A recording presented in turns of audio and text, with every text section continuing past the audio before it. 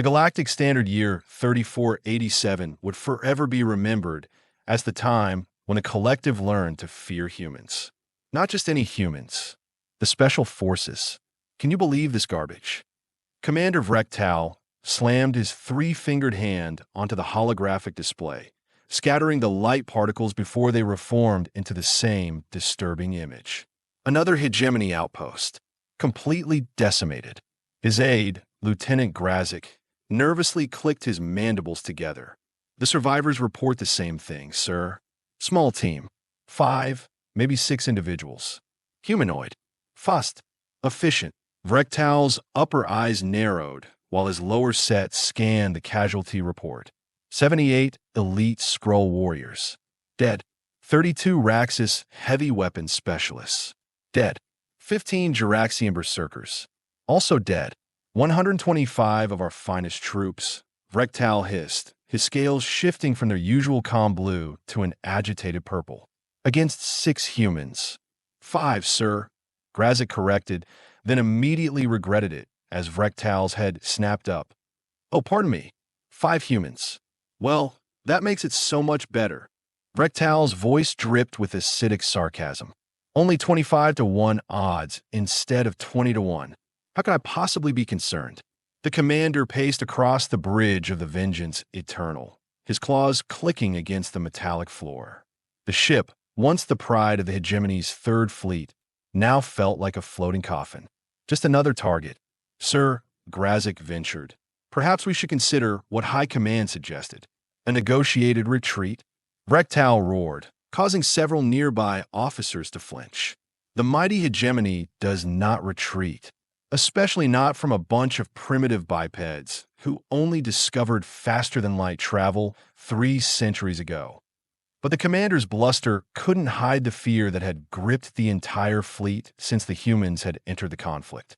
The Terrans were supposed to be easy prey.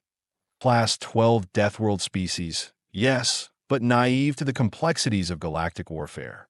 The Hegemony had conquered hundreds of worlds across 3 spiral arms. What could one species possibly do? Play the recording again, Vrektal ordered, his voice quieter now. I want to understand what we are facing. The holographic display flickered, and the bridge dimmed as the security footage from Outpost Rakara 7 filled the air before them. The footage began normally enough. Standard patrol. Alert status green.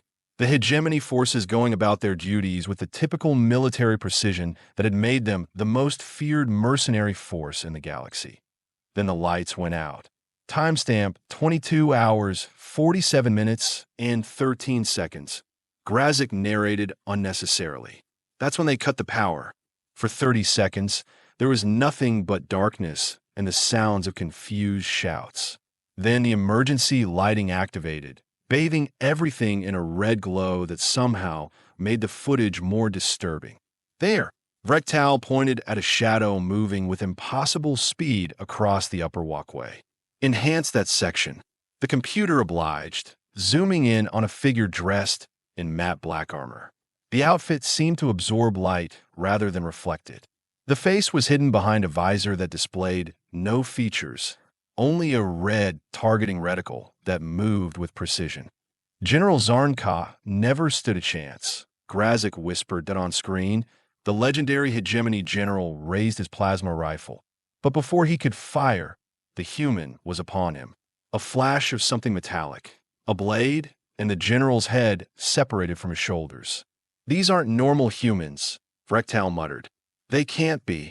Delta Force, said a new voice from the doorway. The Vrektal turned to see Captain Dralix, the intelligence officer who had just returned from an information-gathering mission to the border worlds. What did you say? Vrektal demandid. Delta Force. That's what the border worlds are calling them, Dralix explained, stepping further onto the bridge. Earth's elite special operations units. There are different divisions. Delta Force, Navy SEALs, Spetsnaz, JTF-2, SAS. But they all share one trait.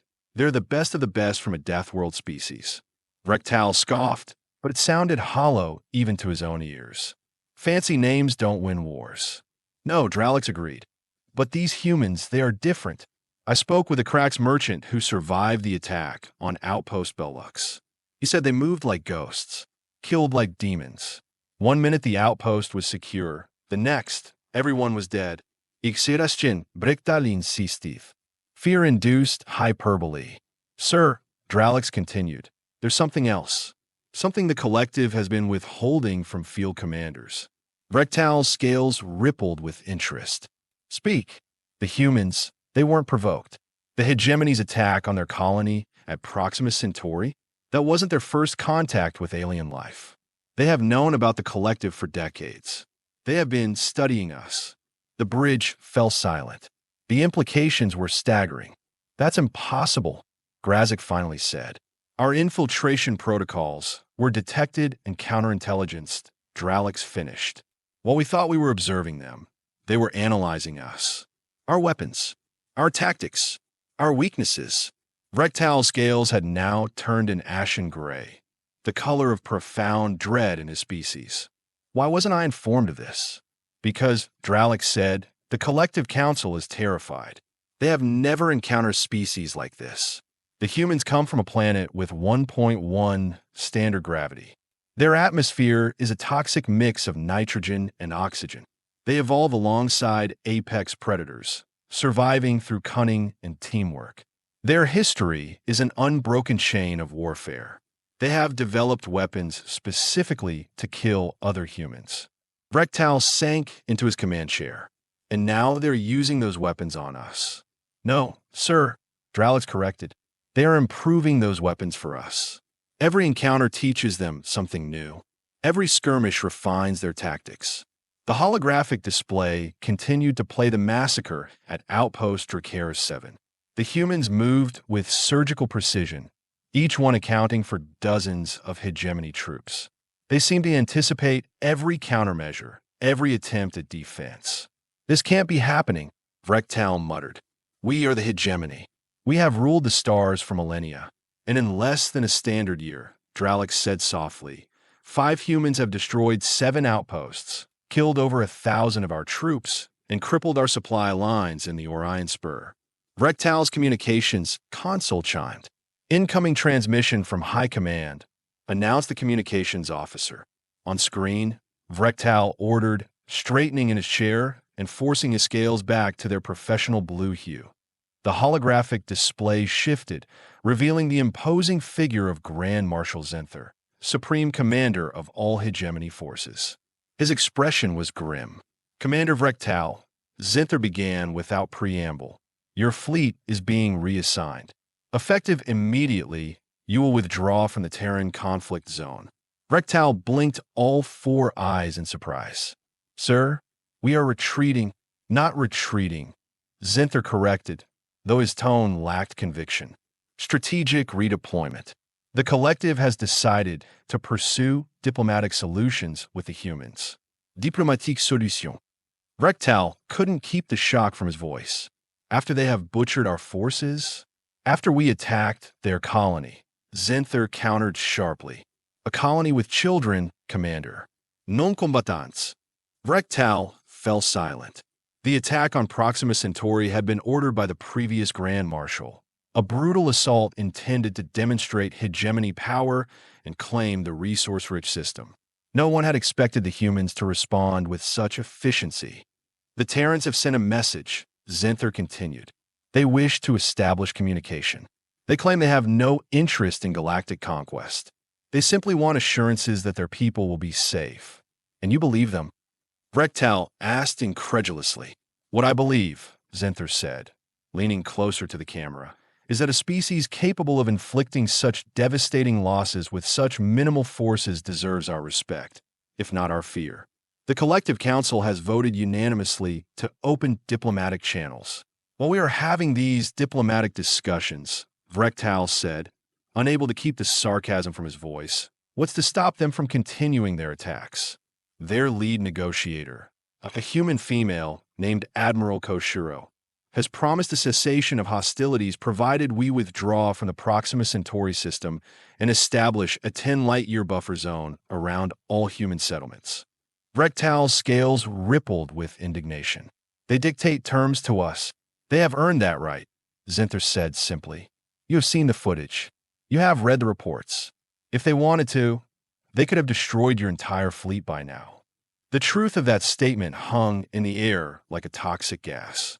I'm transmitting new coordinates, Zinther continued.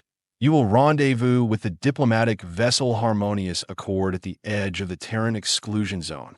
A collective delegation will meet with the human representatives. And if negotiations fail, Brektal asked. Zinther's expression darkened. Then we prepare for a war unlike any the Hegemony has ever faced. A war we very likely cannot win. The transmission ended, leaving the bridge in stunned silence. Plot a course for the rendezvous point. Brektal finally ordered, his voice hollow. As the ship's engines hummed to life, Lieutenant Grazik approached the commander's chair. Sir, permission to speak freely? Brektal nodded absently. I've been analyzing the combat footage from all 7 outpost attacks, Grazik said.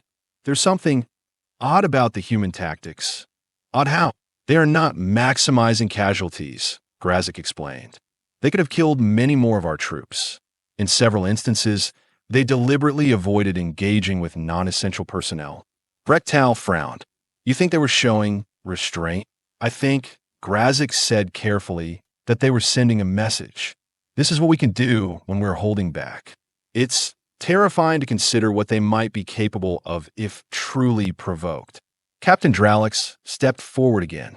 There's something else you should know, Commander. Something I discovered during my investigation. What now? Brektal asked wearily. The humans have a saying, Dralix said. A philosophy that guides their special forces.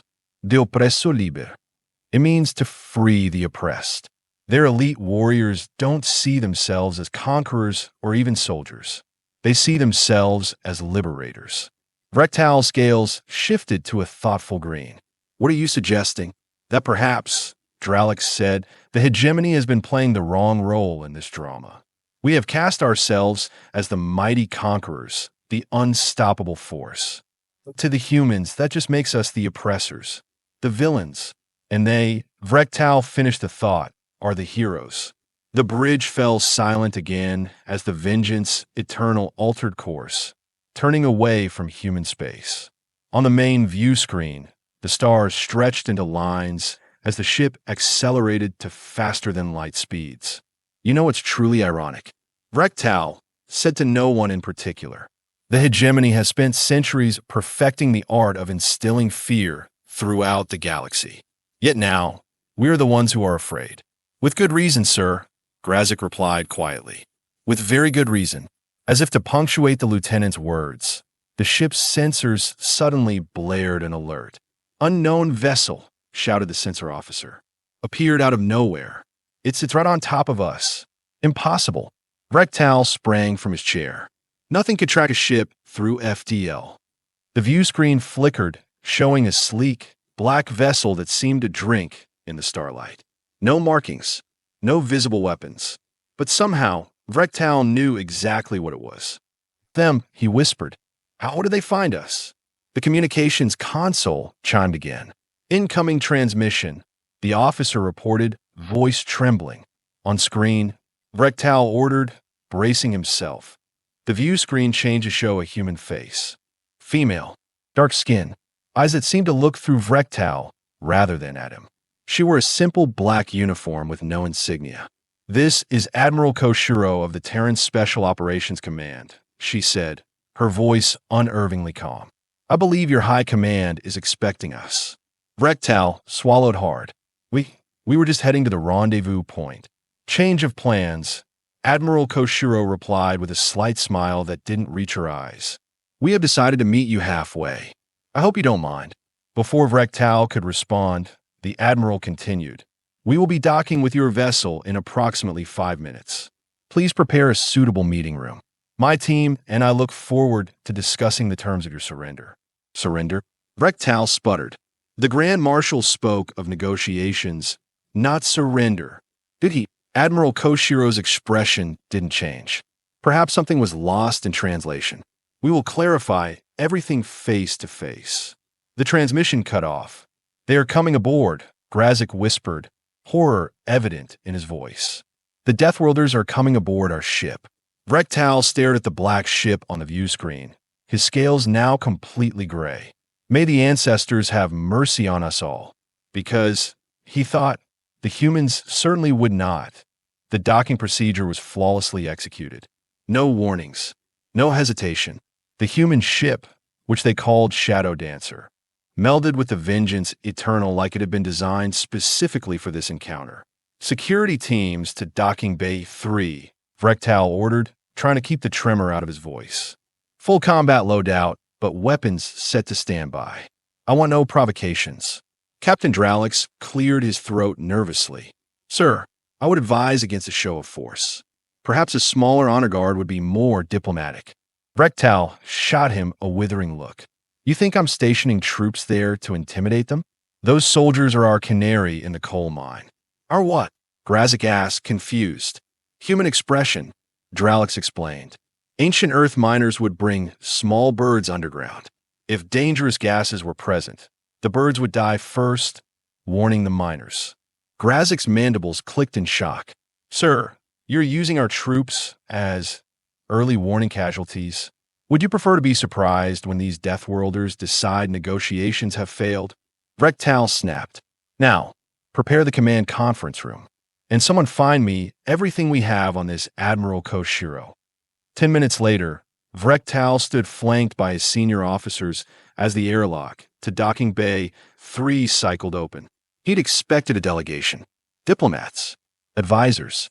Instead, 5 figures stepped through, each encased in the same matte black armor he'd seen in the outpost footage. By the ancestors, whispered Lieutenant Commander Pexlar, the ship's tactical officer. It's them. The 5 humans moved with disturbing synchronicity, like a single organism with multiple bodies. Despite being outnumbered 10-1 by the Hegemony security detail, they projected absolute confidence. Dominance, even. The center figure removed her helmet, revealing the same dark-skinned woman from the transmission. Admiral Koshiro's eyes swept over the assembled aliens, missing nothing. Commander Rectal, she said, somehow identifying him immediately despite never having seen a scroll before. Thank you for accommodating our change of plans. Rectal forced his scales to maintain their professional blue. Admiral Koshiro, the Hegemony welcomes you aboard the Vengeance Eternal. Though I must say, your choice of escort is unusual for diplomatic talks. Koshiro's lip curled in what might have been amusement. Are they? I would think you'd recognize Delta Squad by now. After all, you have been studying their handiwork for months.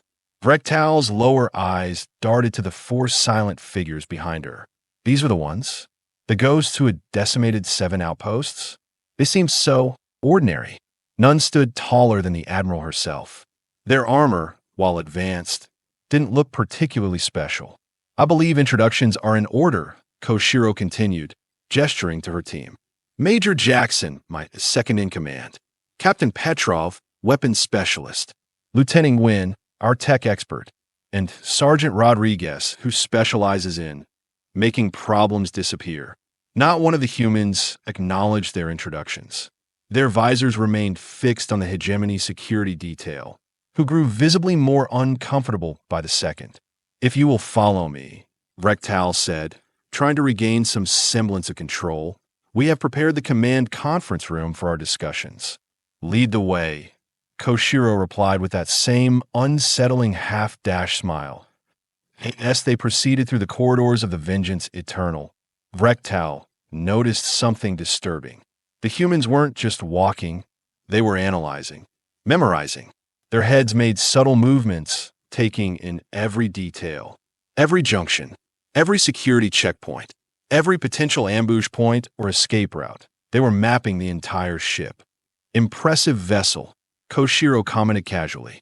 Narvax-class dreadnought, if I'm not mistaken. Plasma lance batteries. Quantum torpedo tubes. Interesting choice to position your reactor core directly beneath the main bridge, though. One well-placed charge, and... She made a small explosion gesture with her fingers that Rectal nearly stumbled. How could she possibly know the ship's internal layout? The Narvax-class design was highly classified within the Hegemony. They reached the conference room, which had been hastily prepared with refreshments and seating arrangements suitable for both species. Vrektal gestured for the humans to enter first, but they remained motionless. "After you, Commander," Major Jackson spoke for the first time, his voice surprisingly soft, of course. They wouldn't enter an unknown room first. Tactical awareness. Vrektal felt a chill run down his spine as he led his officers into the room. Once everyone was seated, the humans on one side, the Hegemony officers on the other, Admiral Koshiro placed a small device on the table. It projected a holographic map of the sector, with Hegemony territory highlighted in red and human space in blue. "Let's dispense with the pleasantries," she began.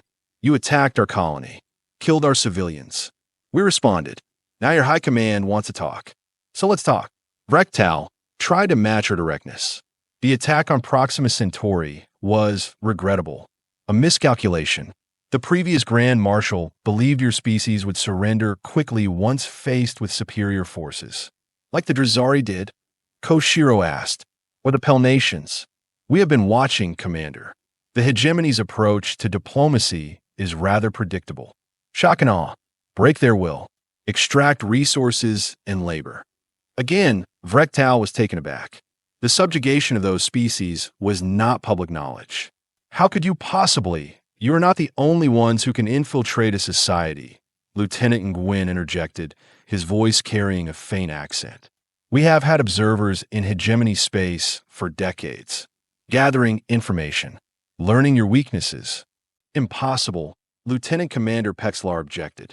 "Humans are physically distinctive. You can't pass for other species."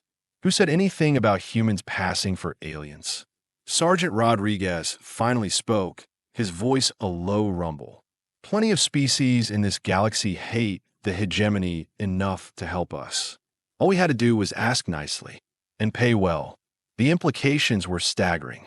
If the humans had built a network of informants throughout Hegemony territory, the terms are simple, Admiral Koshiro continued, highlighting several star systems on the map. "The Hegemony will withdraw from these regions immediately. The Proxima Centauri system and all systems within 10 light years of any human settlement will be declared neutral zones. No military presence from either side." "That's nearly 30 systems," Captain Dralix exclaimed, "including 3 major Hegemony mining operations, which you seize from their original inhabitants," Captain Petrov noted coldly. "The Telosians would like their planets back, by the way." Vrektal's temper flared. "This is extortion. Collective Council agreed to negotiations, not capitulation." "The Collective Council," Admiral Koshiro said calmly, "is currently watching a live demonstration of human special forces capabilities on Hegemony Prime." The room fell dead silent. "What did you just say?" Vrektal whispered. Koshiro's smile widened fractionally. "Delta Squad isn't our only team, Commander.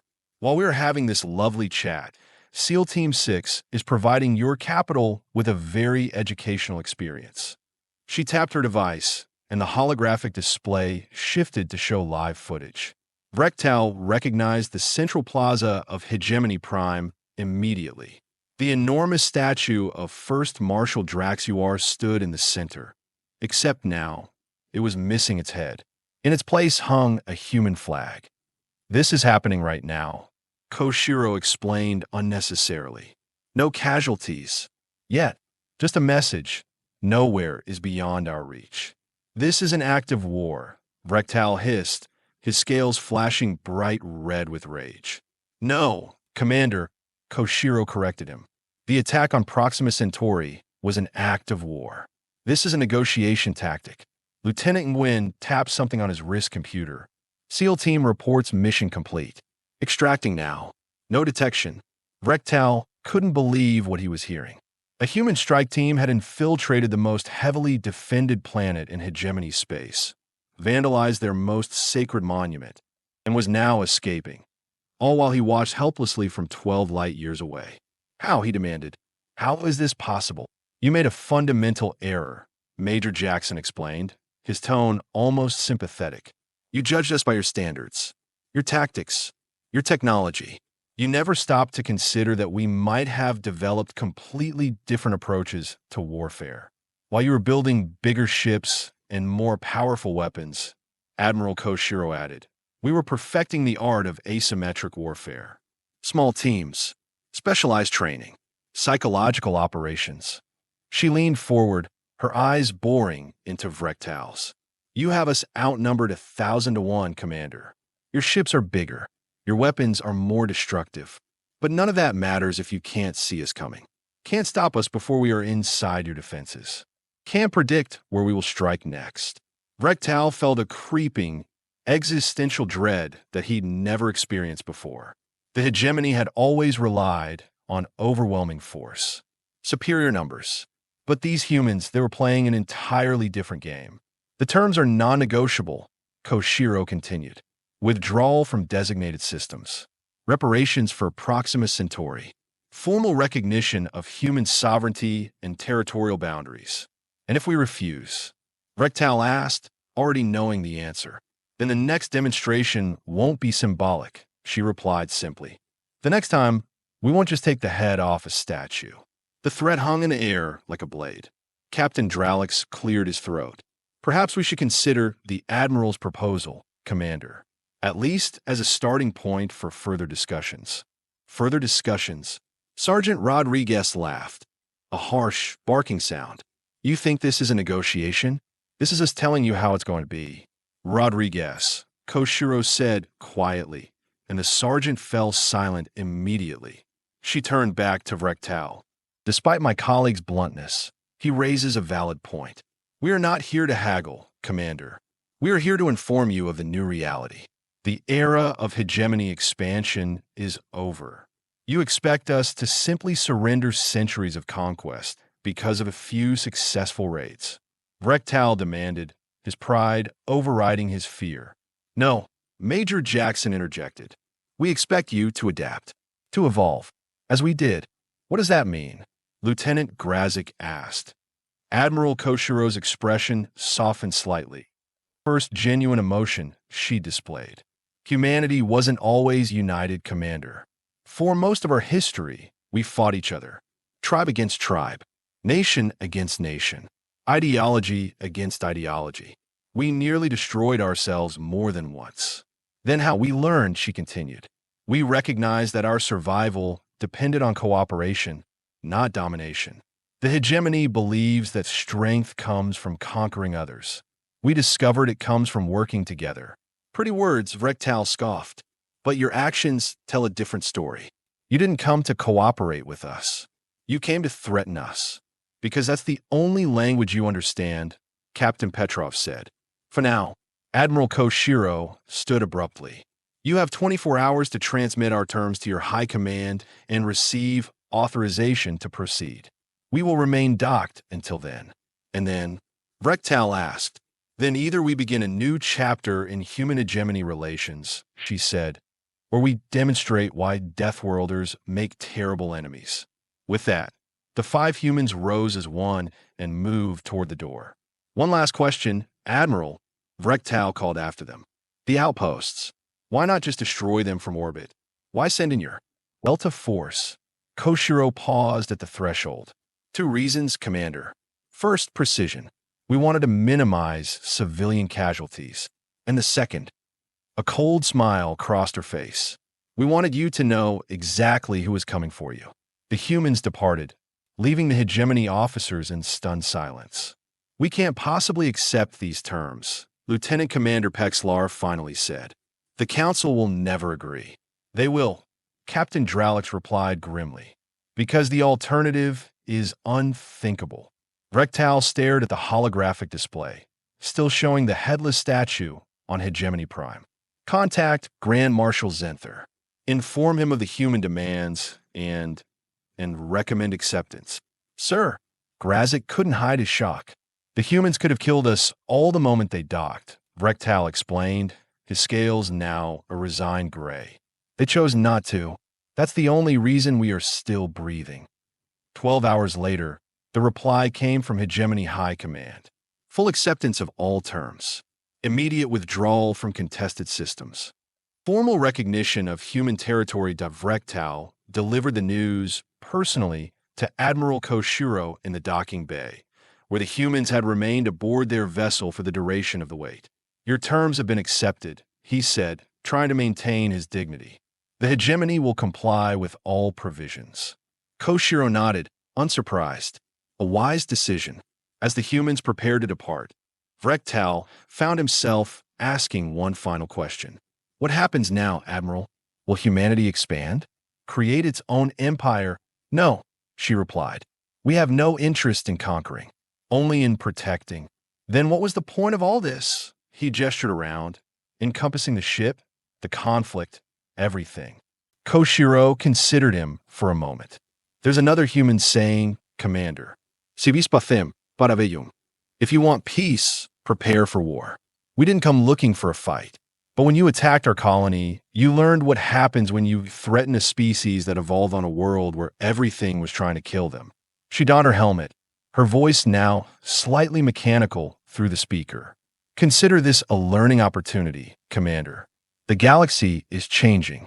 The old ways, your ways, are ending. Adapt or perish. The airlock sealed behind the humans, and minutes later, the shadow dancer detached from the vengeance eternal. On the bridge view screen, Vrektal watched as the sleek black ship seemed to shimmer before vanishing completely from sensors. How do they do that? Grazik wondered aloud. Does it matter? Vrektal replied. They can.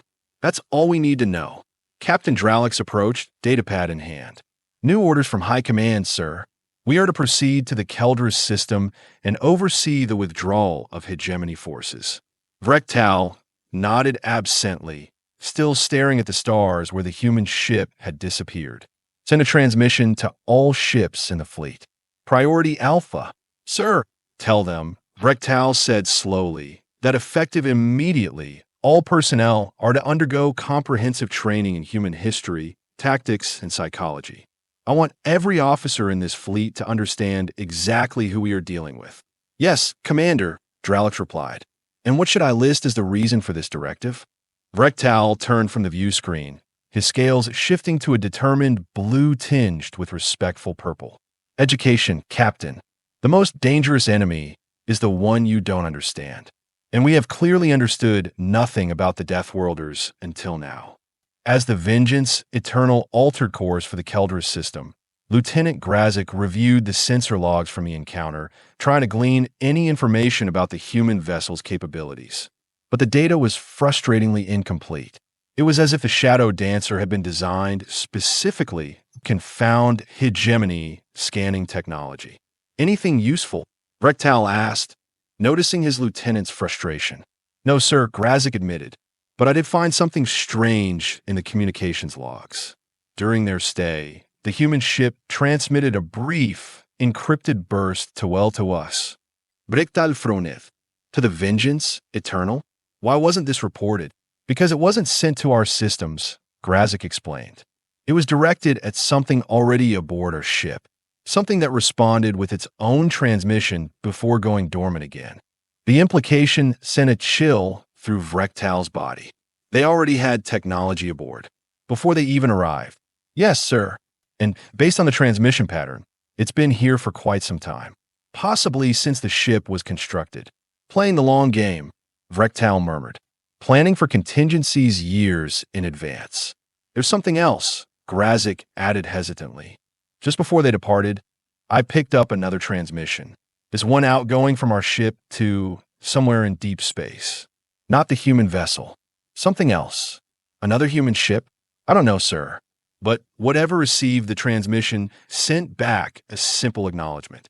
Just 2 words in clear text. Which were, watching always. Vrektal sank into his command chair, the full weight of the situation finally settling onto him.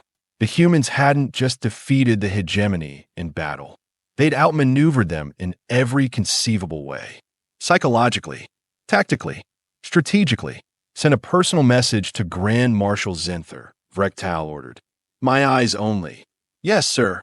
What should it say? Vrektal stared at the stars streaming past on the view screen, each one potentially hiding another human vessel, another Delta team, Another threat his sensors couldn't detect and his weapons couldn't stop. "Tell him," Vrektal said quietly, "that we should be grateful." "Grateful, sir?" "Yes, Lieutenant. Grateful that the Deathworlders seem to value peace. Because if they ever truly decide to wage war—" He left the thought unfinished. He didn't need to complete it. The evidence was all around them, in the decimated outposts, in the headless statue on Hegemony Prime, in the transmitted warning that now seemed burned into his mind. Watching always, as the vengeance eternal entered FDL, Vrektal couldn't shake the feeling that unseen eyes were following their every move. Not with malice, necessarily, but with the patient, predatory focus that had allowed a species from a backwater death world to bring the mighty hegemony to its knees, not through overwhelming force, not through superior numbers, but through the simple, terrifying fact that humans, especially their special forces, had mastered the art of being the thing that goes bump in the night. The monster under the bed that even other monsters feared.